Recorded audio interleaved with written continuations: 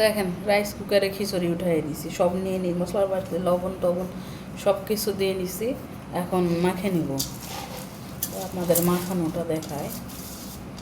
মোবাইলটা টেবিলে করে রাখছি তো তেমন সুন্দর করে দেখা যাচ্ছে না, তারপর চেষ্টা করতেছি দেখানোর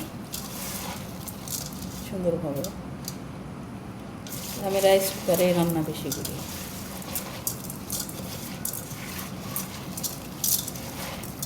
যত সুন্দর করে মাখনটা হবে খিচুড়িটা তত সুন্দর লাগবে, বুঝতে পারছেন? ফ্লেভার দেখে বোঝা যায় যে সব ঠিকঠাক আছে কিনা আমার। এখন পানি দিব, পানি দিয়ে উঠাই দেবো, মাখনটা পানি দিই।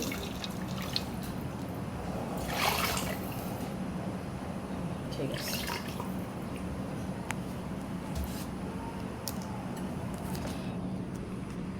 এই যে দেখেন লাস্ট ফিনিশিং প্যানটানি দিয়ে একদম কমপ্লিট।